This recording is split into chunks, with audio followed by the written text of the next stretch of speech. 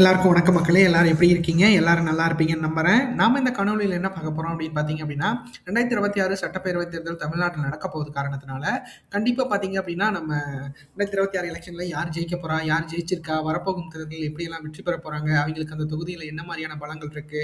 கண்டிப்பா வெற்றி பெறுவாங்களா? அப்படிங்கிற ஒரு கணிப்பு பார்த்துக்கிட்டு இருக்கோம். அந்த வகையில நம்ம இன்னைக்கு பார்க்க போற தொகுதி என்னன்னு பார்த்தீங்க அப்படின்னா, திருவண்ணாமலை மாவட்டத்தில் இருக்க போலூர் தொகுதி தான் பார்க்க போகிறோம். வாங்க நிகழ்ச்சிக்கு போகலாம். அதுக்கு முன்னாடி நம்ம சேனலை சப்ஸ்கிரைப் பண்ணிக்கோங்க மக்களே. சப்ஸ்கிரைப் பண்ணி நோட்டிஃபிகேஷன் ஆன் பண்ணி வச்சுக்கோங்க. திருவண்ணாமலையில் இருக்கிற போலூர் தொகுதியை பொறுத்தளவுக்கு பார்த்தீங்க அப்படின்னா 16 முறை இந்த இடத்துல எலெக்ஷன்கள் நடந்திருக்கு. இந்த 16 முறை எலெக்ஷன்களில் இந்த இடத்துல பார்த்தீங்க அப்படின்னா திமுக தான் அதிக முறை வெற்றி பெற்றிருக்காங்க. திமுக சார்பில் 1957, 1962, 1962, 1971, 1979, 1996, 2016 இந்த இடத்துல வெற்றி பெற்றிருக்காங்க அப்படிங்கிறது குறிப்பிடத்தக்கது. அடுத்து அதிமுக பொறுத்த மட்டும் 1977, 1991, 2001, 2011 வெற்றி பெற்றிருக்காங்க. இந்திய தேசிய காங்கிரஸ் சார்பில் 1980, 1984, 2006 வெற்றி பெற்றிருக்காங்க. அடுத்து காமன்வெல்த் பார்ட்டி அப்படிங்கிறது 1952 மாணிக்க வெள்ளாய்க்கர் அவர்கள் தொடங்கினா அப்படின்னு பார்த்தீங்க அப்படின்னா அவர் பார்த்தீங்க அப்படின்னா இந்த இடத்துல 1952 இந்த தொகுதியை கைப்பற்றிருக்காரு. அப்புறமேட்டி பார்த்தீங்க அப்படின்னா அவர் காங்கிரஸோட இணைந்திருக்காரு அப்படிங்கிறது நம்மளுக்கு குறிப்பிடத்தக்கது. ஆக மொத்தத்தில் 16 எலெக்ஷன்கள்ல 7 முறை திமுகவும் 5 முறை அதிமுகவும் 3 முறை இந்திய தேசிய காங்கிரஸும் 1 முறை காமன்வெல்த் பார்ட்டியும் இந்த இடத்துல வெற்றி பெற்றிருக்காங்க அப்படிங்கிறது குறிப்பிடத்தக்கது. அடுத்து போலூர் சட்டமன்ற தேர்தல் நிலவரங்கள் பார்த்துடலாம். அந்த வகையில் பார்த்தீங்க அப்படின்னா நம்ம 2 தேர்தல்கள் பார்த்துக்கிட்டு இருக்கோம். 2016, 2021. 2016 பொறுத்த மட்டும் பார்த்தீங்க அப்படின்னா அந்த தொகுதியில திமுக தான் வெற்றி பெற்றிருக்காங்க. திமுக சார்பில் KV சேகரன் அப்படிங்கிறவர் போட்டிட்டு இருக்காரு. அவர் 66,588 வாக்குகளும் 34.20% பெற்று இந்த இடத்துல அவர் வெற்றி பெற்றிருக்காரு. அடுத்து அதிமுக சார்பில் பார்த்தீங்க அப்படின்னா முருகன் அப்படிங்கிறவர் போட்டிட்டு இருக்காரு. 58,315 வாக்குகளும் 30% பெற்று இந்த இடத்துல அவர் 2ஆம் இடத்தை பிடிச்சிருக்காரு. அடுத்து ஒரு இண்டிபெண்ட் கேண்டிடேட் ஏழுமலை அப்படிங்கிறவர் போட்டியிட்டு 38,861 வாக்குகளும் 20% பெற்று அதிமுக தோல்விக்கு காரணமா இருந்திருக்காருன்னு நான் நினைக்கிறேன். பட் அது எனக்கு தெரியல. பட் ஆனால் அந்த கட்சியிலேருந்து விலகி வந்திருப்பாருன்னு நினைக்கிறேன். அடுத்து 4வது இடத்துல பார்த்தீங்க அப்படின்னா பாட்டாளி மக்கள் கட்சி சார்பில் வேலாயுதம் அப்படிங்கிறவங்க போட்டியிட்டு 17,184 வாக்குகளும் 8.8% பெற்று இந்த இடத்துல அவங்க 4ஆம் இடத்தை பிடிச்சிருக்காங்க.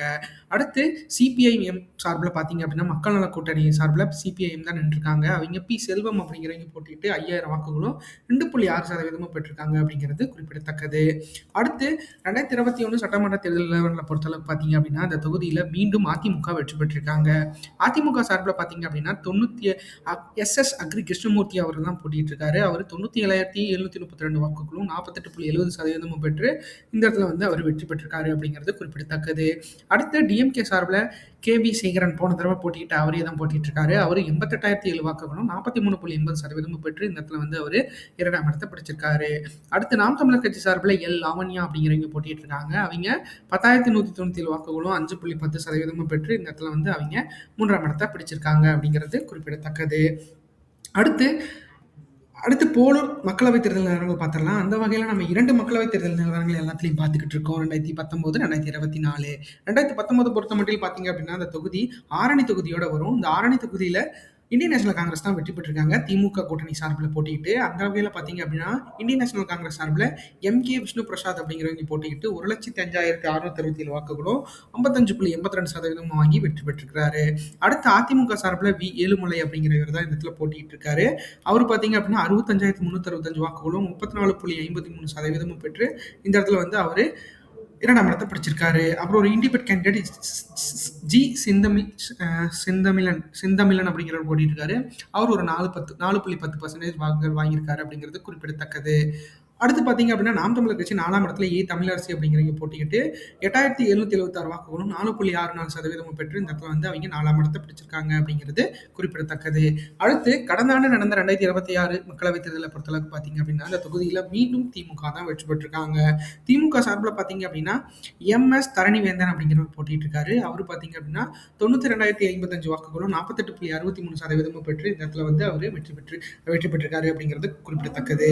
அடுத்து அதிமுக சார்பில் இந்த இடத்துல பார்த்தீங்க அப்படின்னா GV கஜேந்திரன் அப்படிங்கிறவர் போட்டிட்டு இருக்காரு. அவர் 50,170 வாக்குகளும் 26.51% பெற்று இந்த இடத்துல அவர் 2ஆம் இடத்தை பிடிச்சிருக்காரு. அடுத்து NDA சார்பில் பாட்டாளி மக்கள் கட்சி சார்பில் இந்த இடத்துல கணேஷ்குமார் அப்படிங்கிறவர் பாட்டாளி மக்கள் கட்சி சார்பில் போட்டிட்டு 35,557 வாக்குகளும் 18.80% பெற்று இந்த இடத்துல அவங்க 3ஆம் இடத்தை பிடிச்சிருக்காங்க அப்படிங்கிறது குறிப்பிடத்தக்கது.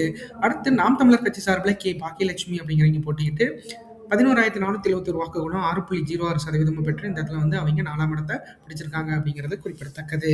அடுத்து போலூர் தொகுதி 4 தேர்தல் நிலவரங்கள் பார்த்தலாம். அந்த வகையில பார்த்தீங்க அப்படின்னா, கடந்த 4 தேர்தல்கள்ல அதிமுகவை பொறுத்தமட்டில் பார்த்தீங்க அப்படின்னா 2016 30%, 2019 34.53%, 2021 48.70%, 2024 26.51% பெற்று இந்த இடத்துல வந்து வாக்குகள் வந்து 2016ல வந்து ஒரு ஒரு ஒரு கட்சியை, அதாவது அந்த கட்சியோட நிர்வாகி வெளியே போனங்காட்டி இந்த கம்மியான வாக்குகள் வாங்கி தோற்றுருக்காங்க.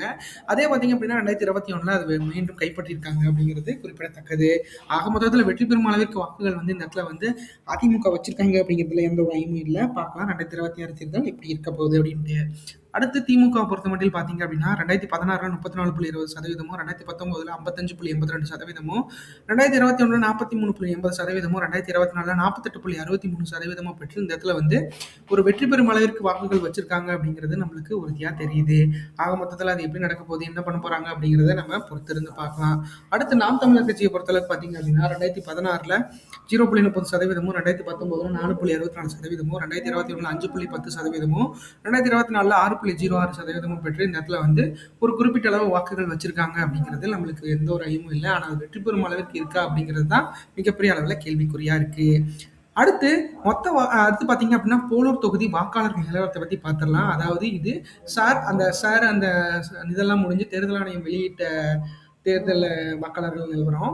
மொத்த வாக்காளர்கள் 2,27,178 பேர் வந்து மொத்த வாக்காளர்களாக பதிவு செய்யப்பட்டிருக்காங்க.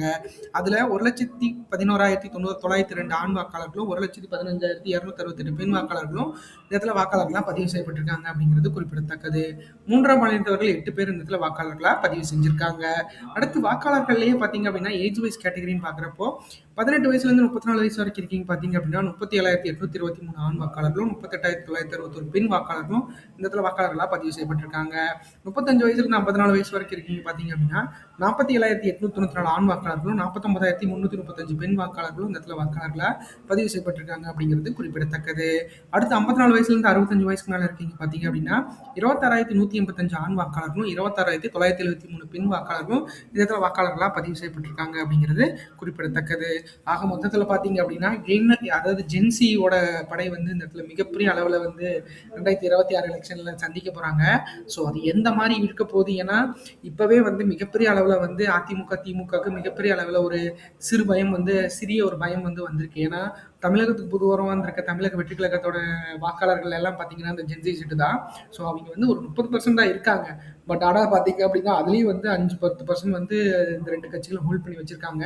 ஸோ விஜய் அவர்களை பொறுத்தளவுக்கு பார்த்தீங்க அப்படின்னா இந்த கட்சிக்காரங்களோட இந்த தலைமுறை வாக்காளர்களை வந்து மிகப்பெரிய அளவில் கவர்றதுக்கு அவர் போராடிட்டு இருக்காரு. கண்டிப்பாக அந்த தமிழக வெற்றி கழகம் என்ன மாதிரியான இருக்க போகுது அப்படிங்கிறத பொறுத்திருந்து பார்க்கலாம். அடுத்து போலூர் தொகுதி வாக்குப்பதிவு சதவீதங்கள் எப்படி இருக்கு கடந்த 8 தேர்தல்கள் அப்படிங்கிறத பார்க்கலாம். 1989 62.80%, 1991 67.10%, 1996 71.40%, 2001 66.20%, 2006 71.60%, 2011 84.80%, 2016 86.20%, 2021 84.80% இந்த இடத்துல வாக்குகள் பதிவாயிருக்கு அப்படிங்கிறது நம்மளுக்கு உறுதியா தெரியுது. ஆக மொத்தத்தில் 2026 தேர்தல் வாக்குப்பதிவு எதிர்பார்ப்பு சதவீதத்தை பொறுத்தளவுக்கு 85.27% இருக்கிறதுக்கு வாய்ப்புகள் இருக்கு.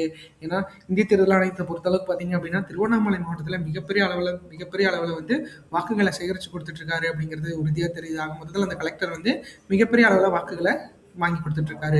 இதை கண்டிப்பா அவர்களே 100 பண்ணி கொடுக்கணும் அப்படிங்கிறது தான் இந்த காணொலியோட முக்கிய நோக்கம். கண்டிப்பா திருவண்ணாமலை மாவட்டத்தில் எல்லா தொகுதியிலையும் 100 கண்டிப்பா பண்ணி கொடுப்பீங்க அப்படிங்கிறதுல எந்த ஒரு ஐயமும் இல்லை. அடுத்து போலூர் தொகுதி வாக்கு எதிர்பார்ப்பு 2026 பொறுத்த மட்டும் எப்படி இருக்கும் அப்படிங்கிறத பார்க்கலாம். ஆக மொத்தத்தில் பார்த்தீங்க அப்படின்னா இந்த தொகுதி மிகப்பெரிய அளவில் இழுபறியா இருக்கிறதுக்கான வாய்ப்புகள் சாத்தியக்கூறுகள் அதிகமாக இருக்கு மக்களே. அதாவது அதிமுக பொறுத்த மட்டும் வெற்றி பெறுவதற்கான வாய்ப்புகள் இருந்தாலும் அதுவும் மிக குறைவான வாக்கு வித்தியாசத்தில் வெற்றி பெறுவதற்கான வாய்ப்புகள் தான் இருக்கு அப்படிங்கிறத நம்ம உறுதியாக சொல்ல முடியும். அதாவது அதிமுக பொறுத்த மட்டும் பார்த்தீங்க அப்படின்னா 38.84%, 74,656 வாக்குகளுக்கு மேல பெறுவதற்கு வாய்ப்புகள் இருக்கு. ஏன்னா அதிமுக கூட்டணி பொறுத்தளவுக்கு பார்த்தீங்க அப்படின்னா இந்த தொகுதியில அவங்க வந்து கடந்த முறை வந்து மிகப்பெரிய வெற்றியை பதிவு செஞ்சிருக்கிறாங்க. ஆக மொத்தத்தில் பார்த்தீங்க அப்படின்னா இந்த தொகுதியில் ஒன்றுபட்ட அதிமுக கூட்டணிக்கு மிகப்பெரிய வெற்றி வாய்ப்பு இருக்கிறத நம்மளால உறுதியாக சொல்ல முடியும். ஆக மொத்தத்தில் கூட்டணி விவரங்கள் பின்னாடி பார்க்கலாம். இருந்தாலும் இந்த தொகுதியில் பாட்டாளி மக்கள் கட்சியோட அதிமுக இருந்தது அப்படின்னா அவங்களோட வெற்றி வித்தியாசங்கள் மிகப்பெரிய அளவில் மாறுபட்டு இருக்க வாய்ப்புகள் அதிகமாக இருக்கு. அதை வந்து இபிஎஸ் அவர்கள் எப்படி வந்து அதிமுக கூட்டணியை வழிநடத்த போறாரு, என்டிஏ சார்பில் எப்படியெல்லாம் அவங்களுக்கு குடுக்க போறாங்க அப்படிங்கிறத நம்ம பொறுத்திருந்து பார்க்கலாம். அடுத்து திமுக கூட்டணியை பொறுத்தளவுக்கு பார்த்தீங்க அப்படின்னா 38.03%மும் 73,666 வாக்குகளுக்கு மேல பெறுவதற்கு வாய்ப்புகள் அதிகமா இருக்கு. ஏன்னா திமுக கூட்டணியை பொறுத்தளவுக்கு பார்த்தீங்க அப்படின்னா இந்த தொகுதியில அவங்க வெற்றி பெறும் அளவிற்கு வாக்குகள் வந்து வச்சிருக்காங்களா அப்படிங்கிறது மிகப்பெரிய அளவில் கேள்விக்குறியா இருக்கு. ஏன்னா 2011 எலெக்ஷனுக்கு அப்புறம் பார்த்தீங்க, அதாவது 1990 2001க்கு அப்புறமே பார்த்தீங்க அப்படின்னா அதிமுக இந்த இடத்துல மிகப்பெரிய அளவில் காலூன்றி இருக்காங்க. ஸோ அந்த வகையில் பார்க்குறப்போ இது எப்படி நடக்க போது, என்ன பண்ண போறாங்க அப்படிங்கிறத பொறுத்திருந்து பார்க்கலாம். திமுக கூட்டணியை பொறுத்தளவுக்கு பார்த்தீங்க அப்படின்னா இந்த வாக்கு சதவீதங்கள் வச்சு அவங்க வெற்றி பெறும் அளவிற்கு இருக்கா அப்படிங்கிறத நம்ம பார்த்துடலாம். அதாவது மிகப்பெரிய அளவில் வந்து வாக்குகள் வந்து இரண்டு கட்சிகளுக்கும் கிடைக்கிறது வாய்ப்புகள் கம்மி. ஆனால் மிகப்பெரிய அளவில் இழுபறியா இருக்கிறதுக்கு வாய்ப்புகள் இருக்கிறத நம்மளால சொல்ல முடியும். பார்க்கலாம் அது என்ன எப்படி நடக்க போகுது அப்படின்ட்டு. அடுத்து நாம் தமிழர் கட்சி பொறுத்தளவுக்கு பார்த்தீங்க அப்படின்னா அந்த தொகுதியில், அதாவது போலூர் தொகுதியில் 8.22%மும் 15,929 வாக்குகளுக்கு மேல பெறுவதற்கு வாய்ப்புகள் இருக்கு. ஏன்னா நாம் தமிழரை பொறுத்த மட்டும் பார்த்தீங்க அப்படின்னா இவங்க கடந்த 4 எலெக்ஷன்களையும் ப்ரீவியஸ் தேர்தல்களில் குறைந்தபட்ச வாக்குகளை வந்து இந்த இடத்துல வாங்கியிருக்காங்க அப்படிங்கிறதுல எங்களுக்கு உறுதியாக தெரியுது. ஆக மொத்தத்தில் பார்த்தீங்க அப்படின்னா வெற்றி பெறும் அளவிற்கு வாக்குகள் வந்து இந்த இடத்துல நாம் தமிழருக்கு கிடைக்குமா அப்படிங்கிறதே மிகப்பெரிய அளவில் கேள்விக்குறியா இருக்கு. ஸோ அது எப்படி நடக்க போகுது, என்ன பண்ண போறாங்க அப்படிங்கிறத நம்ம பொறுத்திருந்து பார்க்கலாம். சீமான் அவர்களை பொறுத்தளவுக்கு பார்த்தீங்க அப்படின்னா அவர் தனிச்சு தான் போட்டியிடுவேன் அப்படிங்கிறத அவர் உறுதிப்பட தெரிவித்த காரணத்தினால கண்டிப்பா வந்து இந்த தனிச்சு தான் போட்டி வாய்ப்புகள் இருக்கிறத நம்மளால உறுதியா சொல்ல முடியும். ஸோ சீமான் அவர்களை பொறுத்தளவுக்கு பார்த்தீங்க அப்படின்னா வெற்றி பெறும் அளவிற்கு வந்து அவங்க இருக்கு வாக்குகள் வச்சிருக்காங்களா அப்படிங்கிறத நம்மளால உறுதியா சொல்ல முடியாது. ஆனா பலரோட வெற்றி வந்து வெற்றி வித்தியாசங்கள் தான் இவங்களோட வாய்ப்புகளா வாக்குகளா இருக்கிறதுங்கிறத நம்மளால உறுதியா சொல்ல முடியும். ஆக மொத்தத்தில் அது எப்படி நடக்க போகுது, என்ன பண்ண போறாங்க அப்படிங்கிறத பொறுத்திருந்து பார்க்கலாம். அடுத்து தமிழகத்துக்கு புது உறவு வந்திருக்க தமிழக வெற்றி கழக தொடர்நிலை பொறுத்தளவுக்கு 13.69%மும் 26,525 வாக்குகளுக்கு மேல பெறுவதற்கு வாய்ப்புகள் இருக்கு. ஏன்னா தமிழக வெற்றி கழகத்தை பொறுத்தளவுக்கு பார்த்தீங்க அப்படின்னா அவங்க கட்சி ஆரம்பிச்சு 2 வருஷங்கள் ஆச்சு. 2024 ஆரம்பிச்சாரு விஜய் அவர்கள். ஸோ விஜய் அவர்களை பொறுத்தளவுக்கு பார்த்தீங்க அப்படின்னா இந்த தொகுதியில் வந்து மிகப்பெரிய அளவில் வந்து வாக்குகளை வந்து அவர் வாங்கணும் அப்படின்னா இந்த மக்களை வந்து மிகப்பெரிய அளவில் கவரணும் அப்படிங்கிறதுல எந்த ஒரு ஐயமும் இல்லை.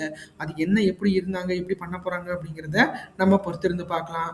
ஆக மொத்தத்தில் யங்ஸ்டர்ஸோட வாக்குகள் வந்து மிகப்பெரிய அளவில் அவருக்கு சப்போர்ட்டாக இருக்கிறத நம்மளால் உறுதியாக காண முடியும். ஸோ அந்த வகையில் பார்க்குறப்ப பார்த்தீங்க அப்படின்னா யங்ஸ்டர்ஸ் இந்த தடவை எப்படி எல்லாம் அவங்களுக்கு சப்போர்ட் பண்ண போகிறாங்க, எந்த மாதிரியான வாக்குகள் வந்து அவருக்கு கிடைக்க போகுது, இந்த போலூர் தொகுதியில் அவர் வெற்றி பெறும் அளவுக்கு வாக்குகள் கிடைக்குமா அப்படிங்கிறத 2026 எலெக்ஷனை பொறுத்த மட்டில் நம்மளுக்கு உறுதியாக சொல்ல முடியலனாலும் ஒரு குறைந்தபட்ச வாக்குகள் 13.69% வாக்குகள் வாங்குறதுக்கு வாய்ப்புகள் இருக்கு.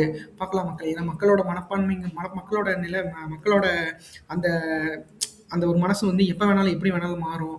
கண்டிப்பாக அது நல்ல முறையாக மாறி கண்டிப்பாக விஜய் அவர்களுக்கு வெற்றி பெறும் அளவிற்கு வாக்குகளை செலுத்த அந்த மக்கள் எப்படியெல்லாம் தயாராக இருக்காங்க அப்படிங்கிறத நம்ம 2026 எலெக்ஷனுக்கு அப்புறம் பார்க்கலாம். நம்மளுக்கு கண்டிப்பாக டீட்டெயில் அனலைஸ் ஒன்று பண்ணுவோம். கண்டிப்பாக அது பண்ணி அதுக்கான வாக்கு வித்தியாசங்கள் ஏன் இந்த இடத்துல குறைஞ்சது, ஏன் இப்படிலாம் இருந்திருக்கு, இந்த வாக்காளர்கள் எப்படி மாறி போயிருக்காங்க, எந்தெந்த வாக்காளர் கேட்டகரிஸ்லாம் நம்மளுக்கு வாக்குப்பதிவு நடந்திருக்கு அப்படிங்கிறத டீட்டெயில் அனலைஸ் வந்து கண்டிப்பாக பண்ண முடியும். ஏன்னா ஒரு சேல்ஸ் அனலைஸ் வந்து கண்டிப்பாக அந்த சேல்ஸுக்கு அப்புறம் நம்மளுக்கு மிகப்பெரிய அளவில் தெரியறதுக்கு வாய்ப்புகள் இருக்குது.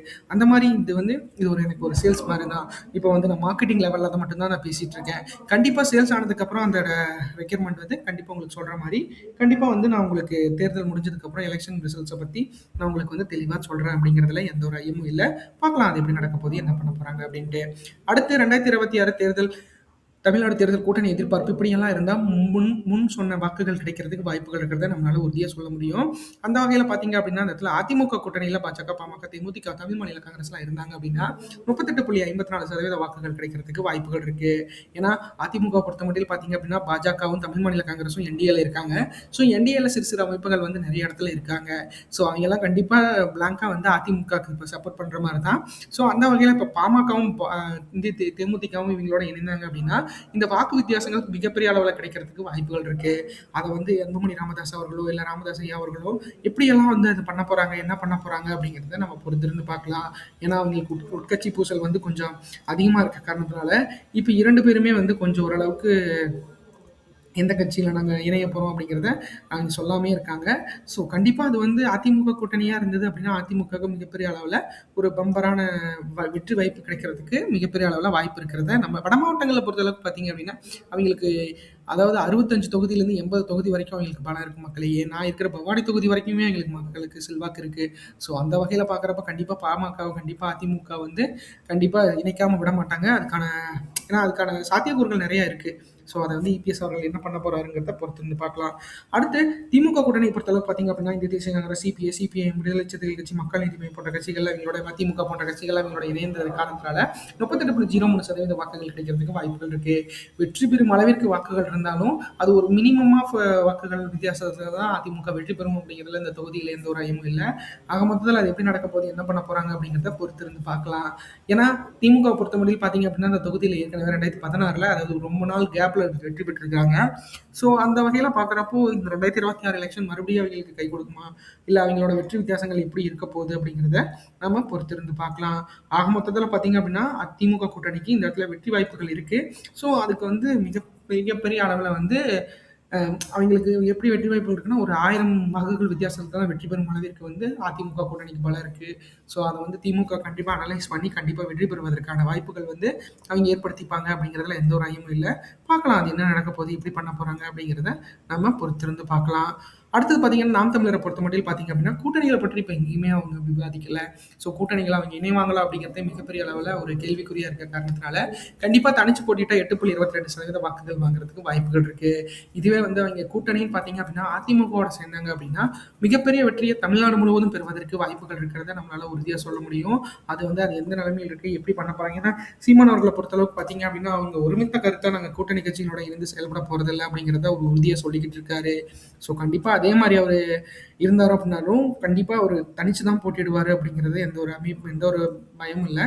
ஸோ பார்க்கலாம் அது என்ன நடக்க போகுது, எப்படி பண்ண போறாங்க அப்படிங்கிறத நம்ம பொறுத்திருந்து பார்க்கலாம். அடுத்து தமிழகத்துக்கு புது உறவாக இருக்க தமிழக வெற்றி கழகத்தோட நிலை பொறுத்தளவுக்கு 13.69% வாக்குகள் கிடைக்க வாய்ப்புகள் இருக்கு.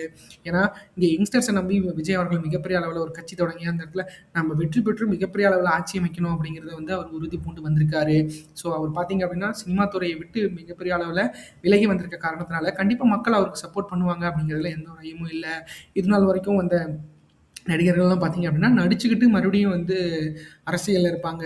ஆனால் விஜய் அவர்கள் ஒரு தனித்துவமாக நான் வந்து அரசியலில் மட்டும்தான் கான்சன்ட்ரேட் பண்ண போகிறேன், மக்களுக்கு மட்டும்தான் நான் வந்து எல்லா விஷயங்களும் பண்ண போகிறேன் அப்படிங்கிறத அவர் சொல்லி 2 வருஷம் ஆச்சு. கண்டிப்பாக அதை பண்ணி ஏன்னா அவர் வெளியே வந்தாலே மிகப்பெரிய அளவில் ஒரு கான்சிக்வேஷன் அதாவது என்ன சொல்கிறேன்னா ஒரு பிரச்சனைகள் அது கான்ட்ரவர்சிஸ் நிறைய ஆகுது. ஸோ அதனால இப்போ வரைக்கும் அவர் மக்களை மீட் பண்ணாமல் இருக்காரு. ஸோ கடந்த ஈரோடுல கூட பார்த்தீங்க அப்படின்னா மிகப்பெரிய அளவில் வந்து அவருக்கு நிறைய பேர் அதாவது வந்திருந்தாங்க, அதை நிறைய பேர் காண வந்திருந்தாங்க அப்படிங்கிறத அவர் உறுதியாக சொல்லியிருந்தாரு. ஸோ இது அப்படியே வாக்குகளாக கன்வெர்ட் ஆச்சு அப்படின்னா மிகப்பெரிய வெற்றி வித்தியாசத்தில் மிகப்பெரிய வெற்றியை வந்து தமிழக வெற்றி கழகம் பெறும் எல்லா தொகுதியிலும் அப்படிங்கிறதுல நம்மளுக்கு எந்த ஒரு ஐயமும் இல்லை. பார்க்கலாம் அது ஏன்னா நம்மளுக்கு கூட்டணியின்றி ஒரு கை ஓசையை விட பல கை ஓசை மிகப்பெரிய அளவில் சப்போர்ட்டாக இருக்கும். ஸோ அதிமுக திமுக நம்ம சாதாரணமாக என்றைக்குமே எண்ணிடக்கூடாது மக்களே. கண்டிப்பாக வந்து அவங்கள நம்ம ஒரு ஏன்னா அவங்களுக்கு இதுதான் வந்து மிகப்பெரிய அளவில் ஒரு பிஸ்னஸ் எப்படி சொல்றது, இதுதான் அவங்களுக்கு முழு நேர தொழிலாக இருக்கு. ஸோ அதையெல்லாம் மீறி விஜய் அவர்களுக்கு வந்து இந்த மக்கள் மனப்பான்மை மாறி வெற்றி பெறும் அளவிற்கு கிடைக்குமா அப்படிங்கிறத பொறுத்து இருந்து பார்க்கலாம். இந்த காணொலி உங்களுக்கு ரொம்ப பிடிச்சிருக்குன்னு நினைக்கிற மக்களே நம்ம சேனல் சப்ஸ்கிரைப் பண்ணுங்க, லைக் பண்ணுங்க, ஷேர் பண்ணுங்க, கமெண்ட் பண்ணுங்க. ஒவ்வொரு நாளும் ஒவ்வொரு தொகுதி அப்படிங்கிற ஒரு காணொலியை பார்த்துக்கிட்டு இருக்கோம். அந்த வகையில் நம்ம இன்னைக்கு எல்லாம் ஒவ்வொரு நாளும் ஒவ்வொரு பார்த்துக்கிட்டு இருக்கோம். கண்டிப்பாக உங்களுக்கு பிடிக்கும்னு நம்புறேன். நம்ம சேனலை சப்ஸ்கிரைப் பண்ணி நோட்டிஃபிகேஷன் ஆன் வச்சுங்க. நன்றி, வணக்கம்.